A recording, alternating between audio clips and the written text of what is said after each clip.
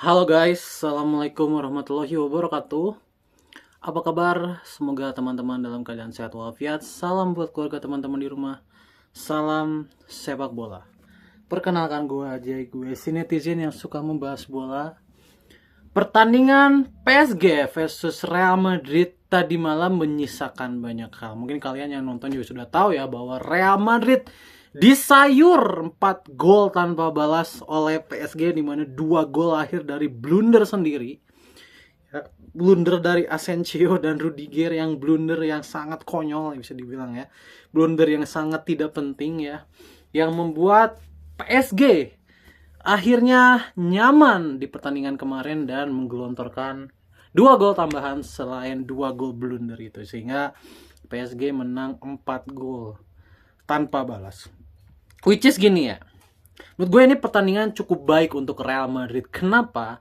Karena semua kelemahan Real Madrid terekspos di pertandingan kali ini. Apa aja? Yang pertama, Real Madrid itu tidak punya back sayap yang kencang. Tidak punya Fran Garcia kalah lari.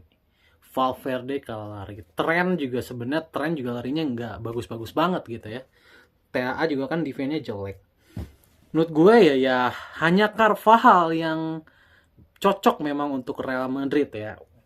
Ini Carvajal tadi mau juga main, tapi ya karena dia belum 100% juga ya, masih dalam kondisi ya 30%, 40%, jadi Carvajal juga tidak kelihatan kualitasnya, tapi Carvajal still Carvajal. Nah, menarik nih. Carvajal balik, ada TAA. Siapa nih yang akan dijadikan starter? Karena kalau gue jadi pelatih, tidak mungkin gue mencadangkan Carvajal. Kenapa? Karena Carvajal adalah bek kanan terlengkap saat ini di dunia ya. Di dunia Carvajal itu adalah bek kanan terlengkap yang dunia punya saat ini. Dia menyerangnya bagus, bertahannya juga sangat solid, bisa dijadiin center back kan Carvajal itu. Bertahannya solid, kemudian pintar juga, pemain yang pintar gitu ya. Pemain yang pintar menempatkan posisi, akurasi crossingnya juga bagus gitu ya. Pemain yang lengkap gitu ya. Jadi kalau gue jadi Alonso ya nggak mungkin gue mencadangkan Carvajal. Paling TAA yang gue pindahin ke tengah jadinya. Kalau gue jadi Alonso gitu ya. Tapi kalau bicara kelemahan yang terjadi di pertandingan melawan PSG itu, gue nggak akan terlalu bahas pertandingannya ya, karena pertandingannya super membosankan terus terang. Pertandingan PSG Madrid tadi super membosankan, terlalu one sided untuk PSG, sehingga tidak perlu banyak yang dibahas. PSG memenangkan segalanya, possession, shot on target, shot, semuanya PSG menangkan. Jadi tidak perlu dibahas. Yang gua akan bahas adalah tentang Real Madridnya aja ya, karena PSG sudah cukup sempurna. Real Madrid di pertandingan tadi sangat kelihatan kalah dalam kecepatan, baik itu decision making, baik itu kecepatan secara fisik, sprint dan lain-lain, ataupun kecepatan dalam transisi, kecepatan fisik dan juga making decision. Kelihatan sekali Real Madrid ini kebingungan sekali ketika bola sudah didapatkan, sehingga para pemain ini seolah-olah bersikap toksik satu sama lain. Kenapa toksik? Dikarenakan pemain kalau udah pegang bola pengennya dribbling, maju ke depan, shooting, dribbling, maju ke depan, shooting. Vini kayak gitu, Mbappe kayak gitu, Bellingham kayak begitu. Semuanya kayak begitu. Ya, sehingga tidak ada yang efektif. Nah, kalau menurut gue permasalahan Real Madrid ini bukan hanya sekedar kehilangan sentuhan, tetapi ruang gantinya pun gue rasa bermasalah. Ya, sejak era Ancelotti gue rasa ya, sehingga Alonso ini PR-nya menjadi sangat banyak pada akhirnya. Nah, kalau gue pribadi melihat situasi ini kan situasi yang sebenarnya sudah pernah terjadi di tahun 2015. Ketika itu kan Real Madrid juga terseok-seok karena pemain-pemainnya juga agak toksik ya. Namun Bale dan Benzema itu bisa dibilang mengalah untuk Ronaldo di tahun-tahun selanjutnya, sehingga kan Ronaldo yang paling bersinar kan setelahnya gitu ya. Nah menurut gue itu pun harus dilakukan Madrid sekarang. Madrid tidak boleh punya lebih dari 1 bintang. Gue rasa ya, Madrid tidak boleh punya lebih dari 1 bintang. Sisanya harus mengalah. Kan ada Vini, ada Mbappe, ada Bellingham gitu ya, bisa dibilang di depan TAA segala macam. Nah bintangnya itu harus cukup 1 aja. Mau Vini kah, mau Mbappe kah? Kalau menurut gue sih mending Mbappe. Jadi semua harus mengalah untuk Mbappe. Nah itu yang harus ditekankan oleh Alonso kalau menurut gue. Karena kalau bintangnya lebih dari 1 ya, seperti pertandingan lawan PSG tadi, semuanya bermain sendiri-sendiri. Ya, semuanya bermain sendiri-sendiri. Dan kalau semua bermain sendiri-sendiri, maka tidak akan ada leadernya ini tim. Dan tim ini akan berantakan. Itu yang terjadi dengan Real Madrid tadi malam. Itu tidak terekspos lawan tim-tim sebelumnya. Kenapa? Karena tim-tim sebelumnya itu tidak matang secara decision making. Juventus gitu ya, dan segalanya. PSG yang sudah sangat matang secara making decision dihukum langsung sama PSG. Dengan apa? Lapangan tengahnya tidak dibiarkan main sama sekali.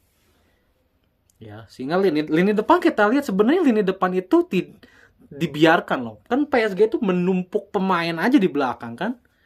Jadi kan sebenarnya ketiga pemain ini, terutama Vini, Mbappe, Garcia, itu kan sebenarnya dibiarkan untuk bermain bola sebenarnya. Dibiarkan saja, tetapi karena PSG mungkin sudah mengerti Vini, Mbappe ataupun Gonzalo itu kebingungan mau ngapain, sehingga ya putus lagi, tidak ada kombinasi apapun. Jadi itu yang terjadi, dan itu sudah terjadi sejak musim lalu sebenarnya. Itu sudah terjadi sejak musim lalu. Ditambah Real Madrid tidak punya kreator, tidak punya metronom. Jadi gue nggak tahu ya Real Madrid apakah serius mengincar Vitinha. Karena gini loh, untuk gue Vitinha itu bukan seorang metronom loh untuk gue. Ya Vitinha sih sama aja, sama Tchouaméni ya, sama aja kalau menurut gue. Gue rasa bukan Vitinha yang harus didatangkan ya. Gue rasa bukan Vitinha. Menurut gue pemain kayak Bruno Fernandes yang harus didatangkan. Pemain setipikal Bruno Fernandes. Karena Bellingham itu tidak punya kreativitas kalau untuk gue. Bellingham itu punya kecerdasan, punya intelijensi sepak bola yang tinggi. Tetapi untuk kreativitas Bellingham gue rasa masih kurang. Ya, jadi gue rasa gue punya pattern sendiri ya melihat situasi ini, dimana Mbappe bisa ditaruh di tengah, Vini bisa ditaruh di kiri, Bellingham bisa ditaruh di kanan, dan gue rasa Real Madrid butuh seorang Bruno Fernandes di tengah,